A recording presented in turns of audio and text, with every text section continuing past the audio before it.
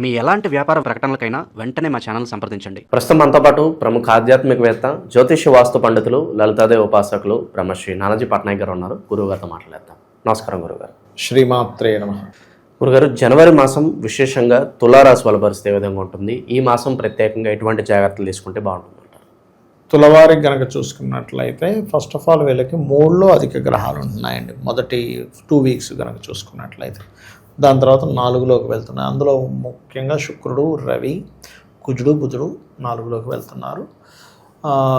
పంచమ రాహువు 6వ స్థానంలో శనిగ్రహం మంచిదే. భాగ్య గురువు లాభస్థానంలో కేతువు.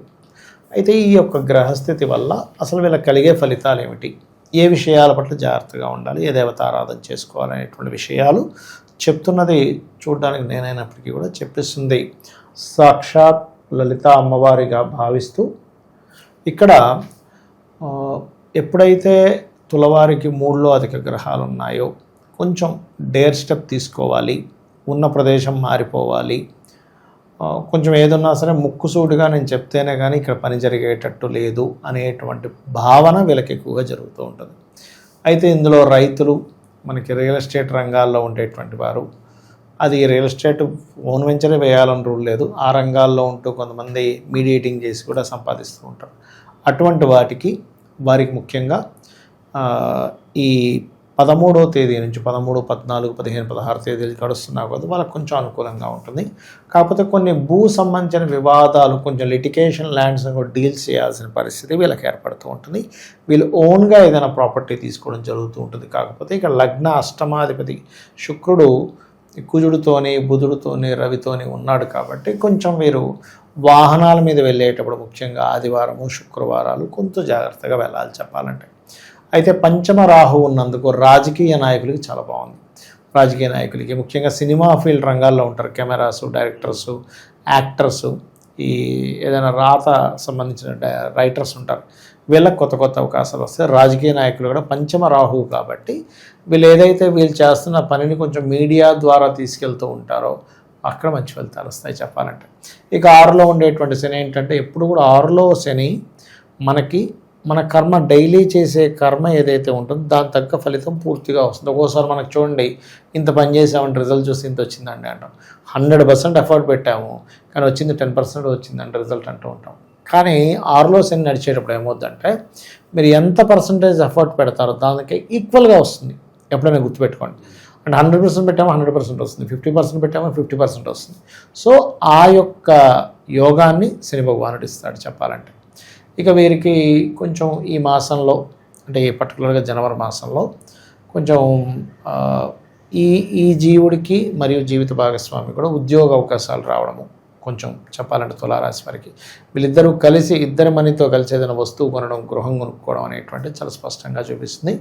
వీళ్ళు ఎక్కడైతే చదువుకుంటుంటారో లేకపోతే ఏదైనా ఉద్యోగం చేస్తుంటారో అక్కడ ఉండేటువంటి వ్యక్తులతో కొంత పరిచయమై ప్రేమ వ్యవహారాలు, పెళ్లి వరకు కూడా దారితీస్తూ ఉంటుంది. అయితే వీరికి 9వ స్థానంలో గురువు వక్రించి ఉన్నాడు కాబట్టి ప్రధానంగా వీరు ఏంటంటే, ఎట్టి పరిస్థితుల్లో కూడా లాంగ్ జర్నీ చేసేటప్పుడు, పెద్ద మొత్తంలో ధనాన్ని క్యారీ చేసేటప్పుడు కానివ్వండి, లేదా ఒక్కోసారి కొంతమందికి మనం బ్యాంక్ ట్రాన్సాక్షన్స్ చేస్తూ ఉంటాం, అలా ట్రాన్స్ఫర్ చేసేటప్పుడు, ట్రాన్సాక్షన్స్ నడిపేటప్పుడు పర్టికులర్గా ఏంటంటే వీళ్ళు ఎట్టి పరిస్థితుల్లో కూడా తొందరపాటుగా ఏదో చేసి అయ్యో నెంబర్ తప్పుబడి వేరే వరకే వెళ్ళిపోయింది, పెద్ద మొత్తంలో మనీ విషయంలో కొంత జాగ్రత్తగా ఉండాలి. గురువులు, తండ్రి, మీకు గైడ్ చేసే వాళ్ళతోనే ఒక్కొక్కసారి చిన్న చిన్న మిస్కమ్యూనికేషన్స్ వస్తాయి తులవారికి. ఇక ఉద్యోగ అవకాశాలు కూడా కొంచెం వేరే వేరే ప్రదేశాలకు మారడం వల్ల, లేదా ఇంట్లో నుంచి ఏదైనా ట్రై చేసుకుంటూ ఇంట్లో నుండి వర్క్ ఫ్రమ్ హోమ్ లాంటివి ఎక్కువగా సిద్ధిస్తాయి. ఎందుకంటే 4వ స్థానంలో 2వ వారం నుంచి 3వ వారం నుంచి గ్రహాలు అక్కడికి వెళ్తున్నాయి కాబట్టి. ఇందులో ఆయుర్వేదము లేనట్లయితే చూడండి, ఒక్కోసారి ఆరోగ్యానికి సంబంధించిన ఆరోగ్య సూత్రాలు, డైటీషియన్స్ కానీ, మెడికల్ రంగాల్లో ఉండేటువంటి వారికి కానీ యోగం అయితే బాగుంది. కాకపోతే వీళ్ళందరూ కొంచెం గణపతిని ఆరాధన చేసుకుంటూ వీళ్ళు కనుక ప్రయత్నం చేసినట్లయితే ఖచ్చితంగా ఇంకా బాగుంటుంది చెప్పాలంటే. అదొకటి. ఇక మరొక విషయం ఏంటంటే, ఇక్కడ ఎవరైతే విదేశాలలో ఇల్లు కట్టుకోవాలి, విదేశాలకు వెళ్ళి పలానా విద్యా సంబంధించిన గతంలో ఏమైనా బ్యాక్లాగ్స్ ఉన్నాయి, ఆ బ్యాక్లాగ్స్ రిలేటెడ్ సంబంధించినవి క్లియర్ చేసుకోవాలనుకునేటువంటి వారికి బాగుంటుంది. వీళ్ళ యొక్క జీవిత భాగస్వామికి 17వ తేదీ నుంచి కుజుడు ఉచ్చస్థానంలోకి వెళ్తున్నాడు కాబట్టి కాస్త 17 నుంచి ప్రయాణాలు, పేరు ప్రఖ్యాతలు రావడము, కొంచెం ఇంత ఒడిదొడుకులు ఉన్నా సరే ఈ స్త్రీ కానివ్వండి, పురుషుడు కానివ్వండి నిలబడగలిగారు అనేటువంటి పేరు వీళ్ళు తెచ్చుకుంటారు చెప్పాలంటే. అయితే ఇక్కడ కొంతమంది గవర్నమెంట్ పీపుల్కి క్వార్టర్స్ ఉంటాయి, గవర్నమెంట్ క్వార్టర్స్, అలాంటివి వీరికి సెకండ్ హాఫ్ అయిపోయిన తర్వాత అంటే ఆల్మోస్ట్ 17వ తేదీ నుంచి అటువంటివి 17, 15వ తేదీ నుంచి అటువంటివి ఏమైనా అలాట్ చేయడం కూడా కనబడుతుంది చెప్పాలంటే. సో బెడ్ కంఫర్ట్స్ ఎలా ఉంటాయి గురుగారు? బాగా లగ్జరీగా ఉండాలి, విలాసవంతం ఖర్చు పెట్టాలన్న ఆలోచనలు వస్తూ ఉంటాయి. అవునండి, ఖచ్చితంగా అండి. ఎందుకంటే మీరు మంచి ప్రశ్న వేశారు. ఎందుకంటే 12వ స్థానం ఈజ్ కంఫర్ట్, శుక్రుడు ఈజ్ ది కంఫర్ట్ కారకుడు. వీళ్ళకి ఎప్పుడైతే 3లో ఉండే శుక్రుడు 4లోకి వెళ్ళిపోతున్నాడో ఈ 12వ స్థానం అనేది బెడ్ కంఫర్ట్ అంటాము. శుక్రుడు ఏంటంటే నార్మల్గా లగ్జరీ, ఇప్పుడు ఒక వెహికల్ తీసుకోవాలి, ఒకటి ఎందుకు మనం పెద్దది తీసుకుందాం, మంచి బందోబస్తుగా ఉండే వెహికల్ తీసుకుందాం, లేకపోతే మంచి అంటే ఏదైనా కానీ ఆలోచన అంతా అటు వెళ్ళిపోతూ ఉంటుంది, అటువంటివి ఉంటాయి. కాకపోతే మనం ఇందాక చెప్పుకున్నట్టుగా కాస్త వాహనం మీద వెళ్ళేటప్పుడు మాత్రం అధిక వేగం అనేటువంటిది మాత్రం ఎట్టి పరిస్థితుల్లో పనికిరాదు. ఒక్కోసారి ఏమవుతుందంటే 4వ స్థానంలో పాపగ్రహాలు ఉన్నందుకు తల్లిగారితో కూడా ఒక్కోసారి ఘర్షణలు ఏర్పడుతుంటాయి. సో ఈ విషయాలు కొంచెం చూసుకుంటూ ఉండాలి. వీళ్ళు ఎక్కువగా దుర్గానామాన్ని చండీ పారాయణం చేయడం, ఎందుకంటే పంచమంలో రాహు ఉన్నాడు కదా, రాహుకి అధిష్టాన దేవత దుర్గా. ఎంత చేస్తూ ఉంటే ఏమవుద్దంటే ఇక్కడ ఊహలు అపోహలు కొన్ని ఉంటాయి. పంచమంలో రాహు నడిచేటప్పుడు ఏమవుద్దంటే జరగకపోయినా జరుగుతాదేమో అనే ఒక భయం, ఇది జరిగిన తర్వాత పరిణామాలు ఎలా ఉంటాయో అనే భయం, దాన్ని ఊహించేసుకొని నిద్రపోకుండా పిచ్చి పిచ్చి చేసేస్తుంటారు. కాబట్టి అటువంటివన్నీ పోవాలంటే ఓం దుమ్ దుర్గాయ నమః అనే మంత్రం చేసుకోవడం ఉత్తమం. గురుగారు, ఈ ఓవరాల్ 2026లో గ్రహస్థితి కాస్త ఇబ్బందికరంగా ఉంది అని అంటున్నారు. మరి ఎటువంటి పరిణామాలు జరగబోతున్నాయి అంటారు ఓవరాల్గా? యాక్చువల్గా 2025 నవంబర్ ఎండింగ్, డిసెంబర్ నుంచి ప్రారంభం అయిందండి గ్రహస్థితి. దీనివల్ల ఏంటంటే ఫస్ట్ ఆఫ్ ఆల్ మనకి ఎయిడ్స్ ప్రబలుతుంది బాగా, హెచ్ఐవి అనేది పెరిగిపోద్ది, బాగా విపరీతంగా పెరుగుతుంది.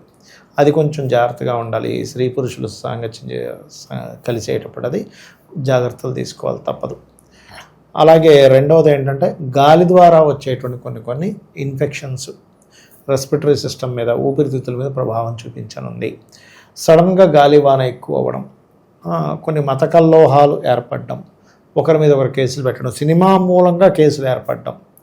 ఇప్పుడు మనకి ఈ అఖండ కూడా రిలీజ్ అవ్వబోతుంది కాబట్టి అఖండ మూవీ మూలంగా కూడా కొన్ని ఏదైనా కేసెస్ ఏర్పడడం, గొడవలు ఏర్పడడం, కొన్ని ఆటంకాలు ఏర్పడడం, ఇట్లాంటివి జరగనున్నాయి. అంటే ఏం లేదు, ఒక మతం వాళ్ళు వ్యతిరేకించడం, అంటే ఇంత వీళ్ళ సనాతన ధర్మాన్ని ఇంత గొప్పగా చూపించేస్తున్నారని కుళ్ళు బుద్ధితో ఎవడో ఏదో ఇచ్చేయడం, అట్లాంటివి కూడా ఉంటుంటాయి, అది పర్టికులర్గా.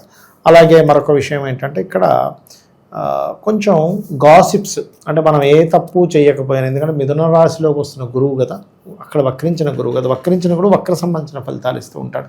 అది కాకుండా గురువు రాశుల్లో ఉండే ఈ 2 గ్రహాలు కూడా ఏం చేస్తుంటాయంటే అక్కడ మనం ఏమీ అనకపోయినా అన్నాడనే ఒక మాట రావడం, తద్వారా అనవసరమైన ఘర్షణలు, అనవసరమైన గాసిప్స్, అనవసరమైనవి. అందుకని ఏంటంటే వీలైనంత మట్టుకు రాజకీయ నాయకులు కానివ్వండి, సినిమా ఫీల్డ్కి వాళ్ళు కానివ్వండి, సమాజంలో ఒక పేరు ప్రఖ్యాతులు ఉన్న వారు కానివ్వండి, ఒక మాట మాట్లాడేటప్పుడు 1కి 4 సార్లు చూసి ఆచితూచి అడుగు వేయాలి. అదేవిధంగా సరిహద్దుల్లో ఈ జల ప్రాంతాలకి, సముద్ర ప్రాంతాలకు దగ్గరగా ఉండేటువంటి వారు, కొంచెం మంచుకొండల ప్రాంతాల్లో లాభాలు పొందేటువంటి ప్రదేశంలో ఉండేటువంటి వారు కాస్త జాగ్రత్తగా ఉండాలి. ఏ దేశం మీద ఇంకో దేశం మీద ఎప్పుడైనా ఏదైనా విమాన సంబంధంగా అటాక్ చేయవచ్చు, ఇది ప్రధానంగా గుర్తుపెట్టుకోవాలి. అయితే ఇది జూన్ వరకు ఈ వాయు సంబంధంగా వచ్చే ఇబ్బందులు ఉంటాయి. జూన్ తర్వాత నుంచి జల సంబంధమైన ఇబ్బందులు ఇస్తూ ఉంటుంది. అయితే ఇక్కడ మనం ఎప్పుడైనా బయటికి వెళ్ళేటప్పుడు మనకి ఎటువంటి ఇబ్బంది కలగకుండా ఉండాలి. సామాన్యం మానవుడు కనుకుంటే వాళ్ళ ఇష్టదైవాన్ని తలుచుకొని వెళ్ళడం చాలా మంచిది, గుర్తుపెట్టుకోండి. అలాగే మరొక విషయం ఏంటంటే చండీ పారాయణం, గోసేవ చేయడం, వీలైనంత మటుకు దగ్గరలో ఉండే ఆంజనేయ స్వామి కానీ, దుర్గాదేవి కానీ అమ్మవారి ఆలయాలకు వెళ్ళడం వల్ల ఎవరికి వారు రక్షింపబడతారు, అమ్మవారి అనుగ్రహంతో రక్షింపబడాలనే మనస్ఫూర్తిగా కోరుకుంటాం. ఓవరాల్గా ఈ రాశి వాళ్ళందరికీ ప్రత్యేకంగా జనవరి మాసం ఎలా ఉండబోతుందో చాలా బాగా వివరించారు. ధన్యవాదాలు. శ్రీమాత్రే నమః.